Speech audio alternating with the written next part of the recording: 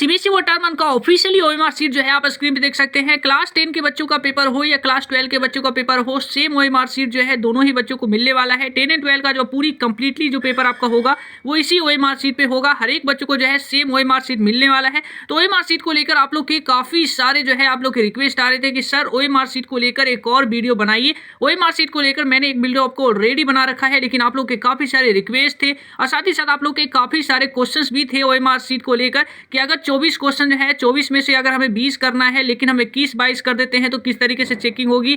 OMR sheet में जो है कौन कौन सी गलती नहीं करनी है, ओएमआर शीट को प्रॉपर्ली तरीके से कैसे भरना है, हमें क्वेश्चंस का जवाब आना है तो किस तरीके से लिखना है, आंसर नहीं आता है तो हमें किस तरीके से भरना है। कई सारे आप लोग के सवाल है, तो हर एक चीजों को जो है इस वीडियो में 1 बाय 1 जो है क्लियर करने वाले हैं। तो 10 एंड 12 को लेकर मोस्ट इंपोर्टेंट जो है ये वीडियो होने वाला है। ओएमआर शीट को कैसे भरना है हर कुछ क्लियर करेंगे, गाइडलाइंस के साथ क्लियर करेंगे। ओएमआर शीट आप लोगों के लिए भरना इसलिए भी मोस्ट इंपोर्टेंट है क्योंकि ओएमआर शीट में गलती आपको नहीं करनी होती है। गलती करने का मतलब जो है आपका पेपर कैंसिल कर दिया जाएगा। पेंसिल का भी इस्तेमाल करेंगे तो भी आपका पेपर जो है कैंसिल किया जा सकता है, आपके खिलाफ स्ट्रिक्ट एक्शन लिया जाएगा। सबसे पहले आप लोग ओएमआर शीट को देखिए, सेम इसी तरीके से जो है 10 एंड 12 दोनों बच्चों को ओएमआर शीट मिलेगा। तो सबसे पहले आप लोग यहाँ पे जो है लेफ्ट साइड में देखेंगे तो लेफ्ट साइड में जो है आपके यहाँ पे बेसिक डिटेल है। तो यहाँ पे आपको क्या भरना है, तो ये जो है पहले से आपका प्री फिल होगा। यहाँ पे आप देख सकते हैं यहाँ पर जो है आपके बेसिक डिटेल्स होंगे, जैसे कि आपके बोर्ड के रोल नंबर हो गए, आपका किस दिन एग्जाम्स हो रहा है और साथ ही साथ आपके नेम हो गए, स्कूल नेम हो गया, सेंटर नेम हो गया, ये सारी चीजें जो है प्री फिल होगी। आपको जो भरना है वो राइट साइड में भरना है। तो यहाँ राइट साइड में क्या भरना है, तो यहाँ पे आप लोग देख सकते हैं राइट साइड में आपको भरना है question paper code. Question paper code आपको कहाँ मिलेगा, तो जब आप एग्जाम देने जाएंगे तो आपको जो क्वेश्चन पेपर प्रोवाइड की जाएगी तो इस तरीके से जो आपका क्वेश्चन पेपर होगा वहां पे टॉप कॉर्नर पे, यानी कि यहाँ पर जो है क्वेश्चन पेपर कोड जो है सबसे ऊपर लिखा रहेगा। तो उसी चीज को जो है सेम आपको यहाँ पे लिखना होता है। तो यहाँ से जो है क्वेश्चन पेपर आपको कोड मिल जाएगा। उसके बाद जो है ऊपर आपको कुछ भी नहीं भरना, पूरा कंप्लीट ऊपर का सेक्शन आप भर चुके हैं। अब आते हैं नीचे वाले सेक्शन में, और नीचे वाला ही सेक्शन जो है सबसे इंपॉर्टेंट है और छात्रों को जो है सबसे ज्यादा क्वेश्चन जो है यही वाले सेक्शन से है। अब इस वाले सेक्शन को ध्यान से क्लास 10 एंड 12 के हर एक बच्चे ध्यान से समझिएगा। विथ गाइडलाइंस के साथ मैं बात करूंगा जो सीबीएसई बोर्ड ने सर्कुलर में मेंशन किया है। सबसे पहले सीबीएसई बोर्ड ने क्या कहा है कि एक क्वेश्चंस का आंसर देने का एक प्रॉपर तरीका क्या है। तो प्रॉपर तरीका पहले जान लीजिए कि आपको जो है किसी क्वेश्चंस का आंसर आपको आता है तो किस तरीके से आपको जवाब देना है। मान लिया जाए कि दूसरे का आंसर जो है सी है, तो सबसे पहले आपको क्या करना है, यहाँ पे जो सर्कल दिया गया है इस सर्कल को जो है पूरी तरीके से ब्लू पेन से जो है, यानी कि बॉल पेन का जो ब्लैक है ब्लू जो भी पेन आप इस्तेमाल करेंगे, आपको जो है सबसे पहले इस तरीके से डार्क कर देना है। सी को पूरी तरीके से डार्क करने के बाद जब आप पूरी तरीके से श्योर हो जाए कि इसका आंसर सी है तो आप जो है उसे यहाँ पे सी लिख दें, यानी बॉक्स जो है यहाँ पे दिया गया है यहाँ पे सी लिख दें। तो इस तरीके से जो है आप सभी क्वेश्चंस का आंसर यहाँ पे देंगे। यही प्रॉपर फॉर्मेट है जिस तरीके से हर एक बच्चों को आंसर देना है। अब बात करते हैं कुछ सिचुएशन पे। मान लिया जाए कि मैंने जो है इसका आंसर सी भर दिया। जब मैंने भर दिया तो उसके बाद मुझे पता चला इसका आंसर तो सी नहीं बल्कि इसका आंसर ए है।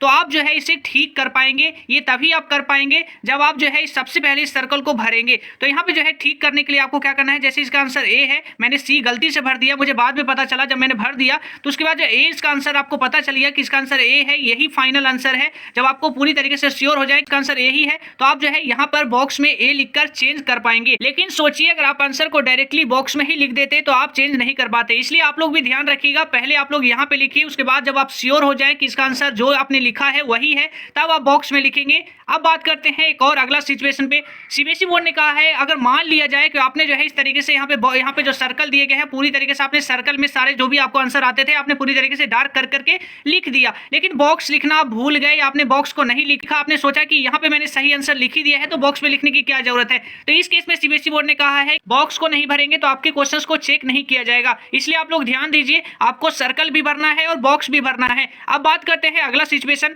अगला सिचुएशन ये है कि मान लिया जो है मैंने बॉक्स में ही डायरेक्ट आंसर जो है ए लिख दिया, बी लिख दिया, सी लिख दिया, इस तरीके से मैंने सारे आंसर लिख दिए, लेकिन यहाँ पे जो सर्कल बने हुए हैं इन सर्कल को मैंने नहीं भरा, डायरेक्टली मैंने बॉक्स को ही जो है पूरी तरीके से सारे आंसर जो है मैंने इस तरीके से दे दिया। तो उस केस में क्या होगा, तो उस केस में सीबीएसई बोर्ड ने कहा है चेक किया जाएगा, क्योंकि सीबीएसई बोर्ड जो है आपके आंसर को जो चेक करेगी वो बॉक्स वाले को ही चेक करेगी। लेकिन छात्रों को ये चीज भरने की सलाह इसलिए दी जा रही है क्योंकि मान लीजिए कि आप डायरेक्टली बॉक्स में ही लिखते चले गए तो आपको बाद में पता चला कि ये चीज गलत लिख दिया मैंने, इसका आंसर गलत हो गया, तो आप इसे ठीक नहीं कर पाएंगे। इसलिए सीबीएसई बोर्ड ने कहा है पहले आप लोग यहाँ पे भर लीजिए और दोनों ही भरना आप लोग के लिए जरूरी। अब लेते हैं अगला सिचुएशन पे। अब आप लोग जो है पूरी तरीके से समझ गए होंगे किस तरीके से आपको लेना है। हर एक सिचुएशन पे 1 बाय 1 बात कर रहा हूँ, गाइडलाइंस को भी क्लियर करता चल रहा हूँ। सीबीएसई बोर्ड के जो गाइडलाइंस है उसके अकॉर्डिंग जो है हर चीज आप लोग को क्लियर होता जा रहा होगा। अब अगला सिचुएशन में बात करते हैं। कुछ बच्चों ने सवाल पूछा था कि पहला सेक्शन जो है मान लिया जाए कई सारे पेपर में जो है पहले सेक्शन में 24 क्वेश्चन है, जिसमें से जो है 20 क्वेश्चन जो है आपको करने हैं, यानी 4 क्वेश्चन जो है बच्चों के पास ऑप्शनल है, वो बच्चे को उन्हें छोड़ना है। इसी बोर्ड ने कहा है जिन क्वेश्चंस को आपको छोड़ना है उनको भी आपको करना होगा।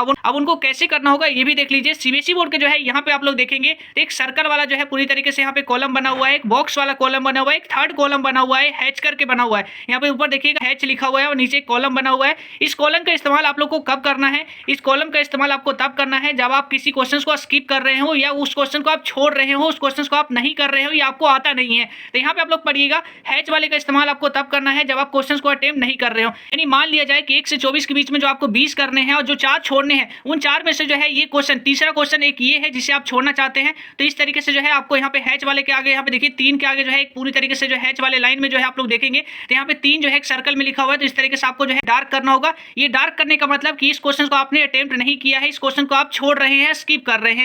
इस तरीके से जो है आप जो क्वेश्चंस को नहीं करेंगे, जो क्वेश्चंस को आप स्किप करेंगे, उस सारे क्वेश्चन को जो है इस तरीके से आप डार्क कर देना है। इस तरीके से डार्क करने का मतलब आप इस क्वेश्चन को छोड़ना चाह रहे हैं। अब बात करते हैं एक और अगला सिचुएशन। अब कुछ बच्चे ऐसे भी सवाल कर रहे थे कि 24 क्वेश्चंस में से अगर मुझे 20 करना है, अगर कोई बच्चा जो है 21 या 22 कर देता है और उसमें से जो है अगर 20 सही चले जाते हैं तो किस तरीके से चेकिंग की जाएगी? सीबीएसई बोर्ड का जो गाइडलाइंस है उसके अकॉर्डिंग सीबीएसई बोर्ड जो है आपको ऑप्शनल भी इस बार दे रहा है आपको पेपर में, यानी कि 1 से 24 के बीच में आपको अगर 20 करने हैं, यानी कि 1 से यहाँ पे देखिएगा 24 जो है यहाँ तक आ रहा है, 1 से 24 के बीच में जो है आपके 20 चेक किए जाएंगे। तो किस तरीके से 20 चेक किए जाएंगे तो वो चीज़ मैं आपको बताता हूँ, जिससे आपके मन में जो सवाल है कि अगर मैं 22-23 कर देता हूँ, अगर उसमें से 20 सही चला गया तो मुझे नंबर मिलेगा, ये सारी चीज़ क्लियर हो जाएंगे। फर्स्ट 20 ही आपके एग्जामिनर चेक करेंगे, यानी कि जो है 1 से लेकर आपके जो 24 के बीच में जो है अगर 20 अटेम्प्ट करना है तो फर्स्ट 20 चेक किए जाएंगे। फर्स्ट 20 जो है जहां पर मिल जाए वहीं पर चेक किया जाएगा। उसके आगे के जो है जो भी क्वेश्चंस आपने एक्स्ट्रा अटेम्प्ट कर रखे होंगे उसे छोड़ दिया जाएगा। यानी कि जो फर्स्ट 20 किस तरीके से चेक किया जाएगा, पहला दूसरा जो है यहाँ पे लाइन से चेक कर दिया जाएगा। और जहां पर 20 क्वेश्चन मिल गए, यानी कि जो 20 क्वेश्चन जहां पे मिल गए, चाहे वो 20 क्वेश्चन 20 पर ही मिल जाए, यानी स्टार्टिंग के आपने 1 से 20 तक अटेम्प्ट किए हो, या 21 पे जाके मिला, बीच में आपने कोई क्वेश्चन छोड़ा है इस कारण 21 पे जो है आपके 20 क्वेश्चन कंप्लीट हुए, 22 पे हुए हैं। तो इस तरीके से जहां पर उसे 20 क्वेश्चन स्टार्टिंग के मिल गए वो चीज चेक किए जाएंगे। उसके बाद जो आगे के जो भी एक्स्ट्रा क्वेश्चन अटेम्प्ट होंगे उसे चेक ही नहीं किया जाएगा। तो अगर आप उसे कर भी देंगे तो आप अपना टाइम को बर्बाद करेंगे क्योंकि उसे चेक नहीं किया जाएगा। 8400 जी हाँ, याद कर लीजिए नंबर, क्योंकि अब आपके हर एक डाउट का आंसर्स मिलने वाला है आपको सीधे व्हाट्सएप नंबर पे। चाहे मैथ का क्वेश्चन हो, फिजिक्स हो, केमिस्ट्री हो, बायोलॉजी हो, आपके हर एक डाउट और क्वेश्चन का सॉल्यूशन मिलेगा आपको सीधे आपके व्हाट्सएप नंबर पे। बस आप अपने मोबाइल में 8400 मोबाइल नंबर को सेव कर लीजिए, चैट ओपन कीजिए, फिर आपके चाहे किसी भी क्वेश्चन में डाउट हो, बस क्वेश्चन की फोटो खींचो, क्वेश्चन को क्रॉप करो, 5 सेकंड में आपको तुरंत वीडियो सॉल्यूशन यहाँ पे मिलेगा। चाहे क्लास 6 to 12 का क्वेश्चन हो, आईटी जेईई मेंस एडवांस के क्वेश्चन हो, सीबीएसई बोर्ड के क्वेश्चन हो या स्टेट बोर्ड के क्वेश्चन हो, तो आप अभी जाइए 8400 पर अपने सवाल व्हाट्सएप करिए और अपने सभी डाउट को आउट करिए। लिंक डिस्क्रिप्शन में है।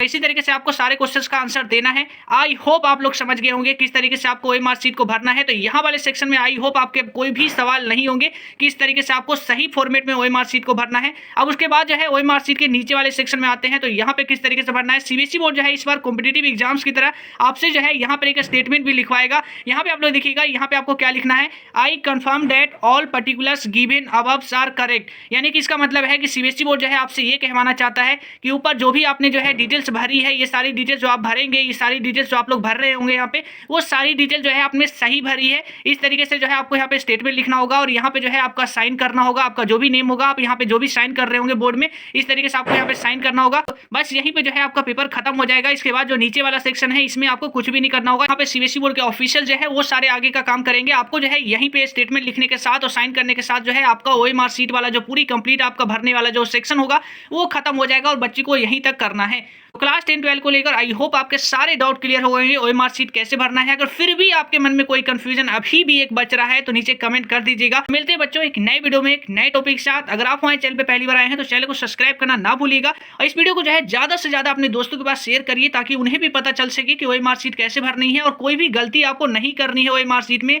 मैं आपको अगेनली रिवाइंड कर देता हूँ, अगर आप लोग यहाँ पे कहीं भी गलती करेंगे तो आपका सीधा पेपर कैंसिल कर दिया जाएगा, क्योंकि एक बच्चे को एक ही ओएमआर शीट मिलती है, 2 ओएमआर शीट आपको नहीं मिलेगी। तो मिलते हैं बच्चों एक नए वीडियो में नए टॉपिक के साथ, तब तक के लिए जय हिंद।